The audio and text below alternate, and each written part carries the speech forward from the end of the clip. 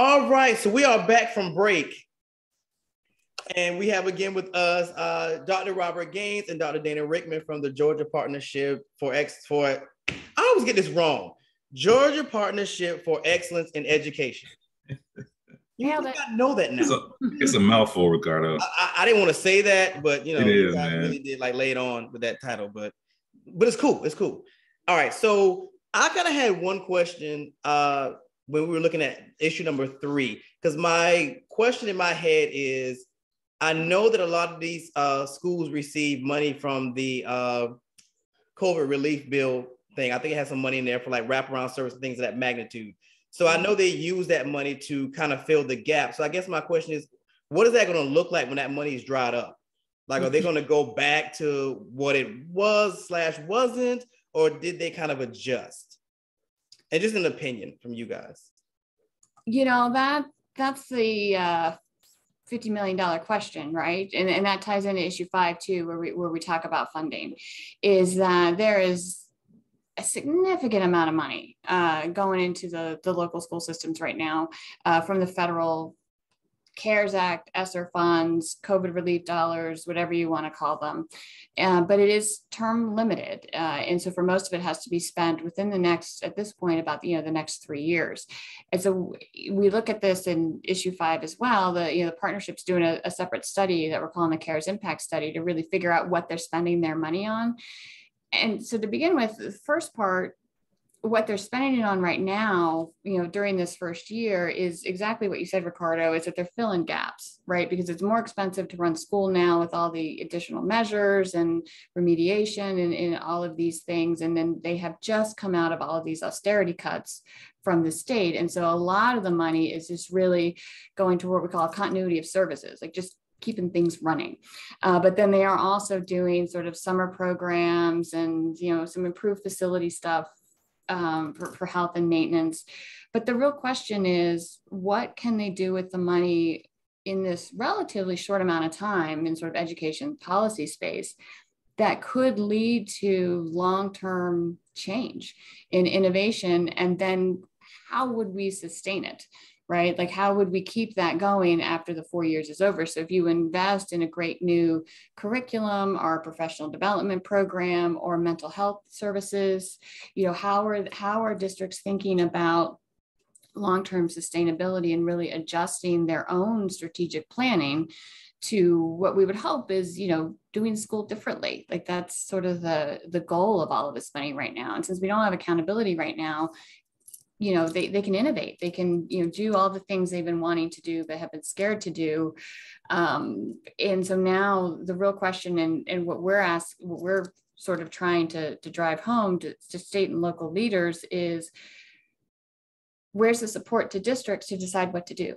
Because their capacity to think through this in a relatively short amount of time is pretty limited, because they're trying to keep the schools open day by day and put out the daily fires. And so thinking about the support and long-term planning and all of these kinds of things, those are issues we need to be talking about right now, and not wait till 4 years from now and be like, oh, how'd it go? Did we remember to evaluate that program? What are we going to do? And so that's the kind of stuff that we're trying to raise up in these discussions. I have what may be a stupid question, but it would be helpful for me to understand a little bit about this too, because I'm trying to suss out between some of the money we receive for this or for that, and some things that seem like this big surplus we seem to have. I want to kind of understand a little bit about what the boundary lines are. Like, this is money for districts to use. It's not money that could be used, for example, to create broadband across the state of Georgia, period. Like that's not what it can be used for. Well, there is that too. And that's why it's so confusing. And Robert, jump in here too, is that there's a bunch of different pockets of federal money that's coming down. And so what I was just talking about was part of what they're calling the ESSER funds, which stands for something, but it's going directly to districts. And to your point, Simone, it's pretty prescribed, though broad, about what they can spend the money on. And it has to do with, remediation of services, support staff, things like that. But then there are other pots of money that are to be used at the discretion, like the governor's office has access to federal money that they can use to spend on stuff. And to his credit, the governor has put a ton of that money toward things like broadband access, and things like that to try and really get to get at a lot of these inequalities that were highlighted in stark relief during the pandemic. And so okay, that's super helpful to know. I remember him talking about like sending money back to people. And I'm just thinking like, well, hold on a minute now. Don't we have 1,000,001 problems before you give everybody a couple $100? Like surely. Well, and that pot of money that you're talking about is our, what they did during last year's budgeting process was they did not quite across the board 10% cuts to all state agencies, but they did do some cuts in anticipation of an economic slowdown.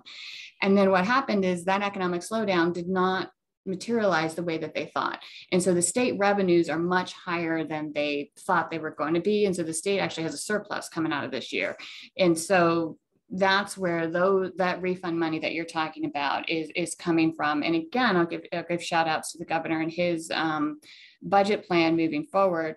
All the austerity cuts that we always talk about year after year for schools, those are going to go away. They will fully fund the state education budget moving forward. And so there's a lot of good news there on the state revenue side. And then on top of the state revenue side is all of these additional funds coming from the feds that are, as Ricardo pointed out, relatively short term, within, 1 to 4 years, depending on which pot of money comes through. All right, so I feel like that kind of went into issue 5 and kind of issue 6. Sure. 6 was accountability. So I am going to go back to 4 because I am kind of curious about 4. So let's do 4. All right. So 4, improving school culture, the imperative of school leaders. Ricardo, I'm going to call you out for half a second, man. You talked about being a teacher over the last year. And I bring that up because I don't think there's any debate on the fact that teachers are the most critical component in student learning, right? If you have high quality teachers, students are getting a high quality experience.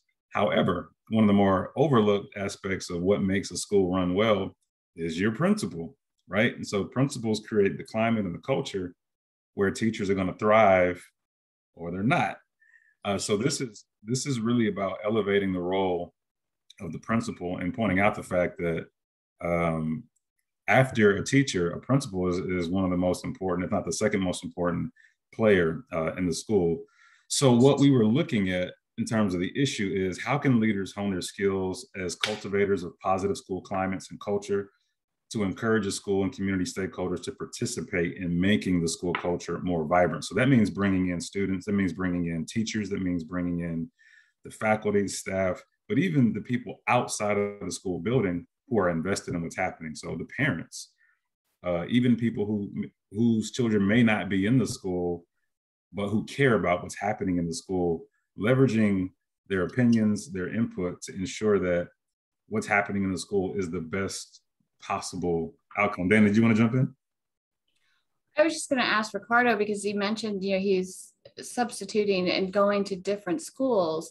Could you sense a school climate, like each day that you would walk into a building, and could you sense a different sort of learning climate from school to school? Yeah. Did you notice that? Yeah, definitely. Because there were some charter schools that I went to, and there were regular schools that I went to. And the charter schools look different, but honestly, they all had the same issue. Like they literally all had the same issue. Like this is the culture we want set. Because, we talk to the principals when we get there, the substitutes, and, they tell us blah, blah, blah, blah. And then when you start working with other teachers, it's like, oh, this is what's really going on.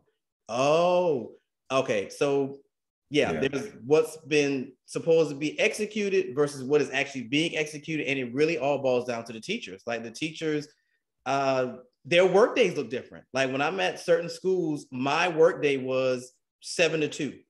When I'm at other schools, my work day was 7 to 5. And I'm like, so I've had, and honestly, it was more rural areas. So it's like, I hate to say it, but these very vibrant kids all day. And now that it's 3 o'clock, when y'all supposed to be leaving me, I'm stuck here with y'all for another 2 hours on top of the whole day that I've been with you guys. And that was a lot of the issues for a lot of the teachers in those spaces. It was like, this is an all-day job. And then when I'm done with them, when they leave me at 5, now I got to go home and I still can't rest because I have to do lesson plans for the remaining week. Like, and they would just say there's no accountability for this kind of grueling schedule. So it's some real issues. But I also had a question in this space, because when we think about principals, typically, and you know, most of us actually are older, we think about principals as administrators and teachers kind of as teachers. So I guess my question is, and I think my sister teaches, and I think they have like an intermediary position that falls right in between those two. So is that something we should start encouraging, that there's some space that's created between the principal, or some liaison between the principal and the teachers that kind of fills that gap to make sure everybody's getting what they need on both sides? That's a good question. I hadn't considered a role that specific. I think to the end goal of what that might facilitate, I think really ensuring that in lieu of that, right, if you can't create that kind of position, what you can do is ensure that the principal is communicating with the teachers, and that the expectations are clear, that they're reasonable, and that the conditions for what you're wanting to see happen are actually present. It's one thing to say, I want to see a 10 percentage point increase in literacy. It's another to put all the mechanisms in place and get all your teachers in the right spot to do that, and then communicate that expectation. But if you want it to happen, you're not going to do anything to ensure that it's happening. You'll get kind of what you're talking about, which is leadership saying one thing, teachers are doing a different thing, and then you look up after an academic year and there's been no progress. So part of what we're getting at in this issue is that the principal, who should be an instructional leader, also has a responsibility to create an environment where teachers are wanting to execute on the game plan, but they also have the tools and the resources that they need to do that, while also ensuring that students know there are high expectations, and that the parents and the community members know you have a role to play and we want to hear your voice. And an effective leader can bring all that in to the school environment and make it work. So it's not an easy thing, and we don't want to suggest that it is, but it's a very powerful thing when it happens, and when it happens consistently. I mean, consistency of leadership, consistency of vision, clear communication, all that's going to make a huge difference. And when it's present, you can see the fruit of it. And when it's absent, you can see how that impacts the school as well. Yeah, I mean, if you have the principal who, again, sets a clear vision, but does it in, I guess, cooperation with the teaching staff, the other educators, other community leaders, so everybody feels bought into the strategic vision of the school and what wants to be accomplished. If you have a principal who's very open and transparent, as Robert mentioned, so that teachers feel comfortable going to him or her in discussions about, the teaching, the support, what's going on, and that's a very reciprocal, almost distributed relationship around what needs to be done, and that teachers feel empowered by their principal to innovate in their classrooms or to ask for support or things of that nature. That's the kind of culture that principals can foster within a school, as opposed to just, I got to clock in and hit these check marks, and it even goes 3 times a year. But how your evaluation as an open discussion with the teacher about where they want to grow, what are their learnings, what do they want to do? And there's all kinds of different ways to really foster a culture of really trust and engagement in the process. And so I think Georgia needs to really focus on training principals on how to do that, because it's not easy, but it is doable. We have examples of principals doing it. And so how do we support the principals so that they can support staff is really the question, to get to this sort of shared culture of responsibility and, frankly, pride in what you're doing, in ownership. Can we get your position on the bonus, the pay increases that came out of this administration on teachers feeling more bought in? Like I can't remember what Kemp's promise was. But maybe he is going to follow through on the pay increases, actually, which is great. I think he ran for his election a couple of years ago on a sort of $5,000 increase for teachers. Gotcha. He did the first chunk of that in his first year, and so what he's promising this year is to complete that. And so the eligible teachers would be the ones who are funded by state money, certified teachers. But then he's so they'll get that full promise. But what he's done also that is great is that he's doing, this is more of a one-time bonus, not a salary increase, but he's included bonus, I think it's 1,500 to 2,000, I'm not sure exactly, but more money for support staff. So, the bus drivers and everybody who works in the school, the kitchen workers, and, everybody else who, schools can't run without the support staff, and to really honor their commitment as well. And so he's trying to spread it out as much as he can. And so that was a good faith effort. And that's where, and we can get into the teacher issue next, and teacher recruitment and retention is always a problem. But one of the big problems that the systems had during shutdown and continue to have is that a lot of schools had to go virtual, not because they were worried, but because they didn't have enough like bus drivers and kitchen workers, like the support staff were not there. And so they couldn't get the kids. So they just had to go virtual just because the staffing shortages were there.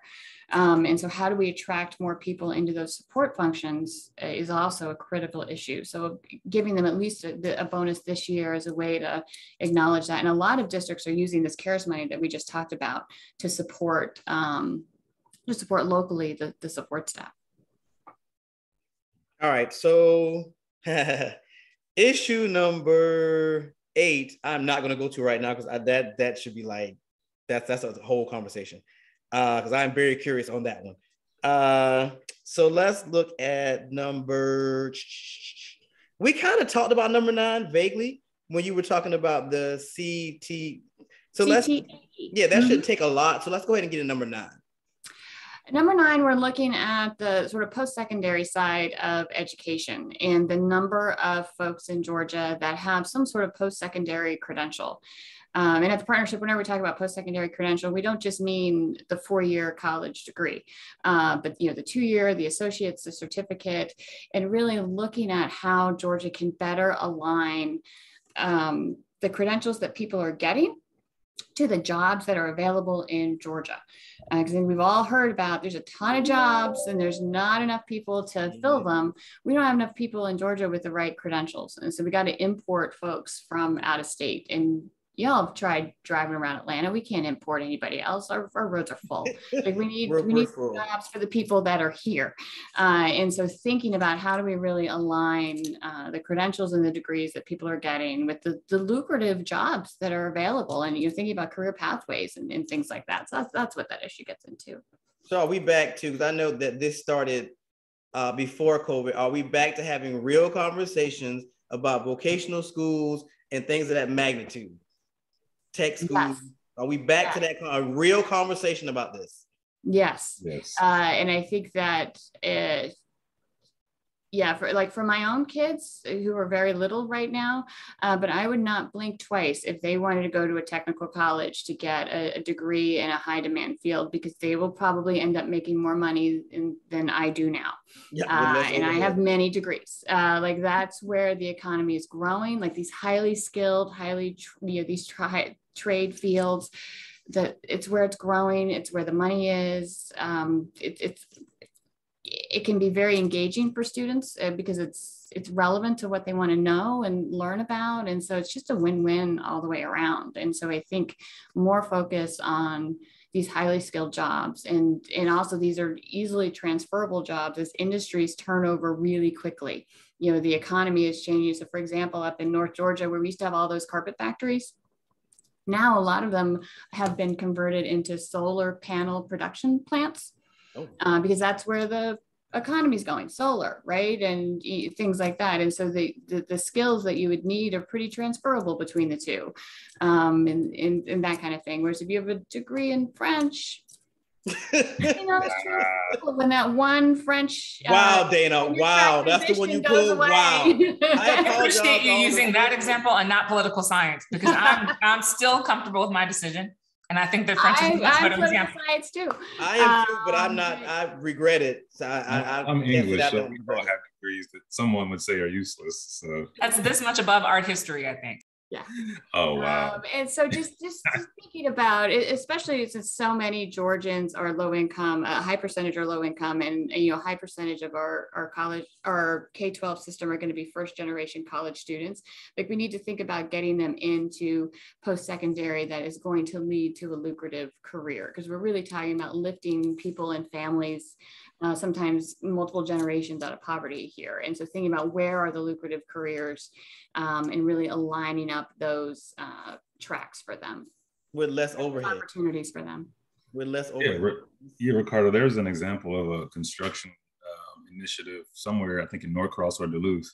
It's a debt-free 2-year experience, if I'm not mistaken, where they bring students in out of high school, and by 19 or 20, they are certified in some specialty in construction. And these 19 or 20-year-old kids are making like $60,000 a year, debt-free, and a skill. You can do a thing, not like you have a piece of paper. But so for folks who can get beyond perhaps the stigma of not having a college degree or going the technical school route, there are plenty of lucrative opportunities that will set you on a great trajectory for wealth building and financial stability and career, opportunities, not just a job, but an actual career. Well, I want to know more about this construction program, because I could put on a hard hat and start making that kind of money. I'm just putting it out there. I'm just saying. One thing I think Georgia's doing well, back to a conversation from earlier, is that they're really trying to be intentional about what we call it kind of stackable degrees. And so, Robert's example is you come out at, 19 or 20 with a certification that gets you you're a specialized plumber, that you're making $60,000 a year. That doesn't have to be the ceiling of your career trajectory, right? Like, they're really looking at how could you stack that to other trainings and things that you would need to then go on and be a master plumber, and then perhaps own your own, run your own plumbing agency, right? And so you're now a small business owner where you're employing people. And so they're really trying to think through what would actual career pathways look like in these highly technical skills, and not just, oh, now I'm a welder, I'm going to be a welder for the rest of my life, kind of thing. Just so to give people a lot more opportunities to participate in high paying jobs and doing things that they like, and not feel like they're stuck in a dead end. I'm just going to be doing this hammer forever kind of thing. That'll be a deterrent, because that's what people will think. Well, if I get that's what they think, and it's not true. Like, there are opportunities to grow from there that are related to that. So you're building on skills and making a ton of money while you're doing it. Facts. Okay, so number 10 and number 8, I feel like full conversation issues.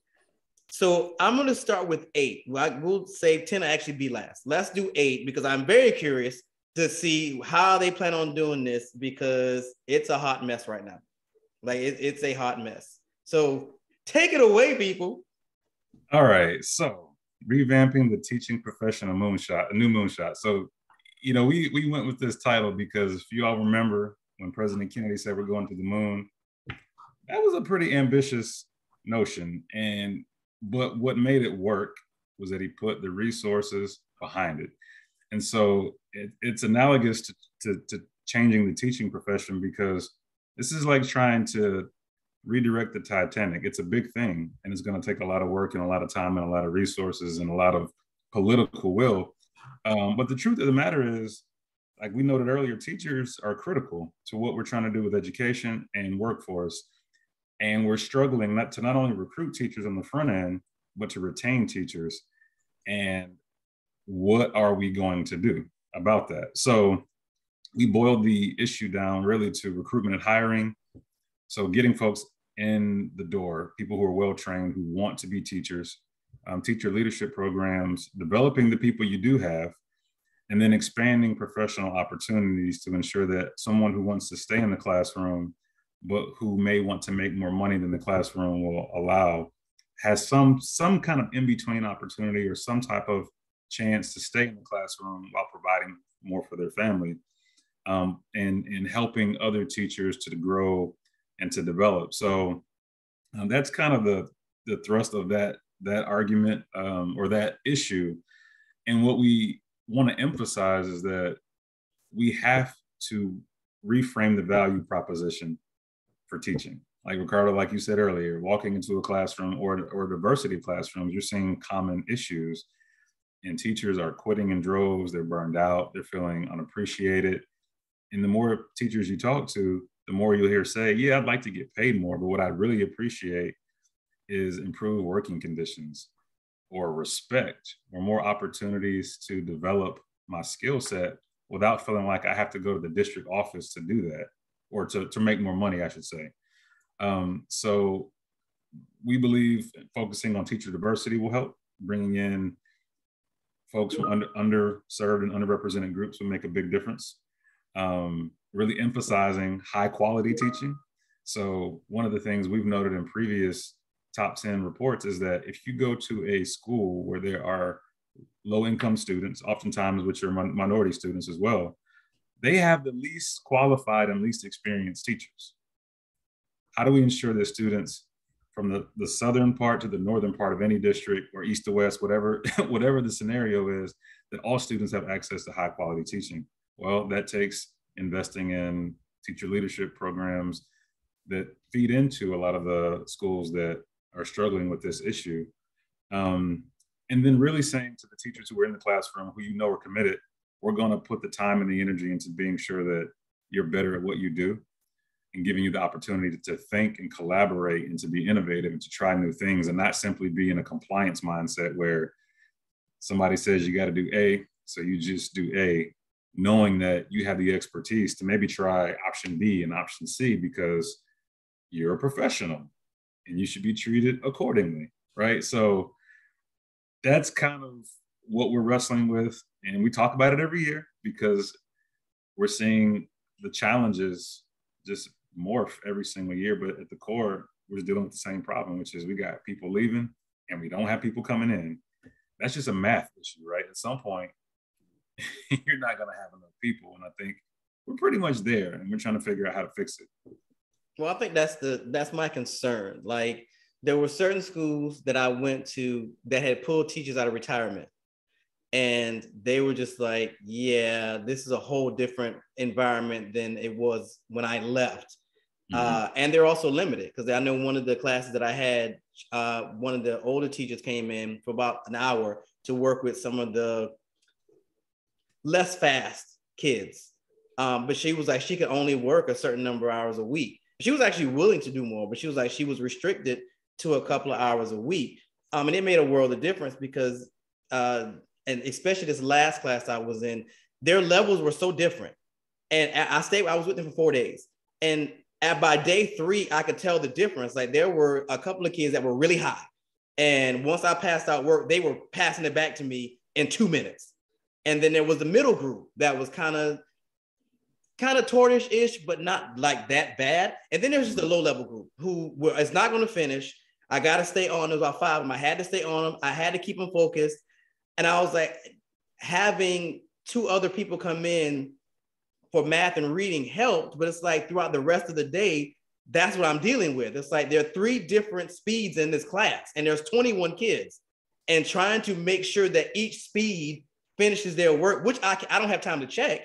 It's like, so you're almost at a place where you need more than 1 teacher in these classrooms, because 21 kids, 1 teacher, 3 different levels. So I don't know. I feel like we're burning through teachers and retirees. So I don't know how much longer this is going to last. And I don't even think you can throw money at this anymore and say, well, we just pay them more. I think we're past that. We need more money. We need more support. We need more consideration. I don't know. I want to see how this one plays out. Yeah, yes, all of those things. And what's interesting, and we're guilty of this too, at the partnership, we keep talking about sort of the new future of education, this innovation and all, is really around differentiation of instruction and meeting the student where they are. But you can't have that conversation without the conversation that you just had about, are we equipping teachers, and do we have enough teachers to deliver 21 different individualized instruction? That computer technology can really help with this. And there is a lot out there that can help, but that's not going to solve all of these problems. You can't just put kids in front of a computer and let them, sort it out. But there's help there, but we've got to be having really serious discussions about what do we mean by this differentiation? How do we meet the kids where they are, accelerate them appropriately? What does the teaching force need to look like to accomplish that, right? And what kind of investments do we need to be making in the teaching force? What kind of skills do they need to be able to do that? Because that's a different skill than the way teachers were trained, maybe even currently, but certainly 5-10 years ago. Opposed to, just standing up and lecturing and moving on. It's a totally different ball game. And so it's really, we have to work on aligning these conversations and having them together. And I like Matt, who wrote this, was, he used the moonshot analogy, which I like that because when President Kennedy said that about the moonshot, he had no idea how we were going to do it. Like, there wasn't a plan, there wasn't even a thought, but he's just like, we're going to figure out how to get there. And I kind of think that's where we are with this teacher problem. Like, we have no idea how we're going to fix this problem, but we have to, right? Like, there's just no other, the system is going to crumble otherwise with this other stuff that you have going on. And so we don't know how we're going to do it, but we've got to put some investment in time and energy. And that's what this issue is like. It's a moonshot for us. And it's a deal breaker for the system. A good analogy. I like that. I like that a little better than the Titanic one you mentioned, Dr. Gaines, because I like the Titanic one. It was befitting. It sounded like an impossible task. It can't be rewritten. It's over. We're not rearranging the chairs on the Titanic. That we are actually doing the moonshot. One. It was just the magnitude of trying to redirect something as large. But y'all are right. Bad analogy. I agree with Robert. It really is. It sounds like we're dead. We're dead. I hope we're not heading toward an iceberg. That's my comms guy. Okay, so in that cruise ship next time. In that same space, to Dana's point, the class that I was talking about that had the 3 levels actually had computers as well. The issue with the computer learning was they had to meet percentages. And my top tier kids were already light years ahead of the percentages. So they were supposed to have like 60%. Those kids were already at 90.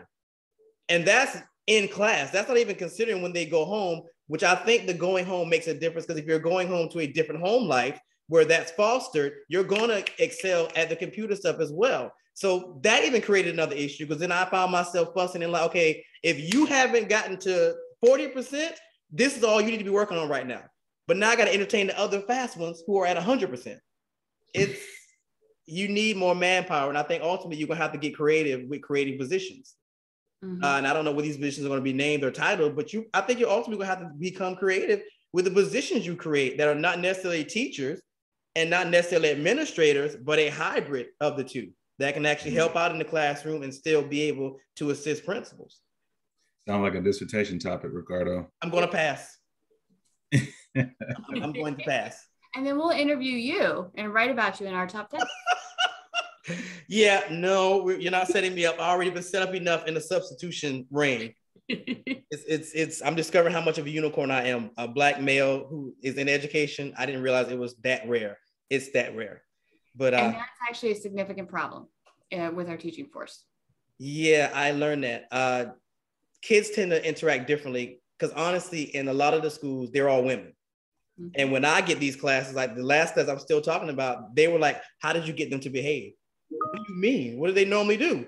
It's like, normally they're calling in school resource officers, so on and so forth. I'm like, wow, if you'd never told me about these 2 particular kids, I would have known that, because I've had no issues with them all day. Like, so it makes a difference having male versus female teachers in general. All right, so we have 5 minutes. Do you 2 think you can tackle number 10? In 5 minutes? I think Dana can tackle number 10 in 5 minutes. All right, President, go. We wanted to highlight rural Georgia because it's incredibly important. It's a vibrant community that I think gets overlooked a lot. And one of the ways we wanted to talk about rural Georgia was, we hear about the deficits of rural often, and how everything that they lack. Which is true. They have some significant barriers to economic success, but you know what? They also have a lot of community assets.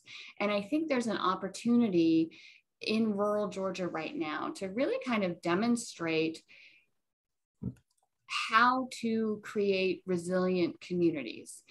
Because one of the big assets in rural communities, I mean, there are a lot of assets in rural, but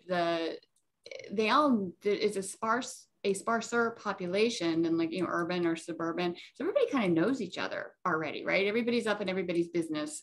And whether you like your neighbor or not, you're pretty respectful of them because you need them, because there's not a lot of, people around. And so when we talk about creating resilient communities, resilient schools, to be able to think about what are our economic options here, and how do we grow our own workforce, and how do we combine, our education goals with our workforce priority goals in the local technical college. I think there's a real opportunity that rural communities can demonstrate for the rest of the state how to come together and sort of strategically plan for community revitalization and stability. And they have that strength and the ability to do that. And so we just wanted to sort of talk about rural with a different kind of lens, instead of saying, oh, poor rural, we need to help them. They need help like everybody else, and certainly they have challenges being in rural, but I think coming at it from a community asset perspective and acknowledging that there's a lot that the rest of the state can learn about what's going on in rural, I think it's just an interesting perspective that needs to be talked about and raised up. Okay. Done. Good job, President. All right, so we have 2 minutes left. Final thoughts from you guys. Well, my final thought is gonna just be read the report.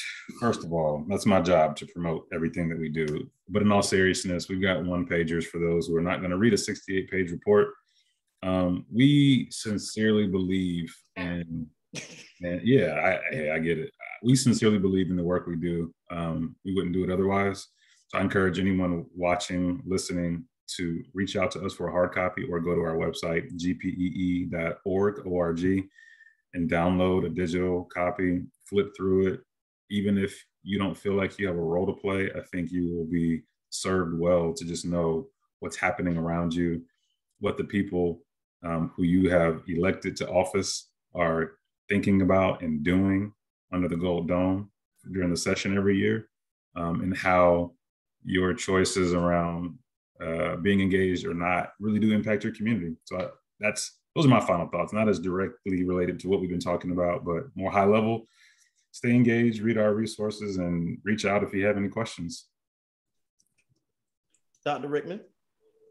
Ditto what Robert said, and I will plug that the only issue we really didn't get into was the early learning issue and looking at the early learning workforce and the economic impacts there. And so for those of you who are in our viewing, listening audience who are interested in that, read the issue, but we will be hosting a critical issue forum on March 9th that's specifically about the early learning workforce, and anyone who's tried to put together childcare, especially over the last month with Omicron, knows how unstable that support system is. And so look out for more information about that coming up on March 9th.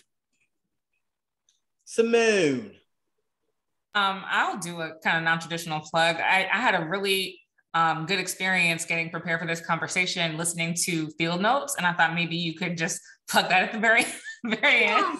I think it's a worthy podcast. I'm definitely a podcast person in the car or whatever. Great place to listen to podcasts. So I thought one more little note, you could talk about field notes. Thank you. Robert, yes. You do that.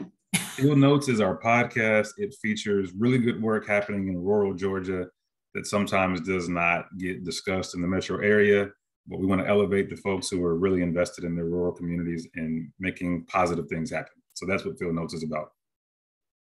All right, so special thanks to our annual guest, Dr. Robert Gaines, and Dr. President, Dr. Dana Rickman. And of course, my co-host, Simone.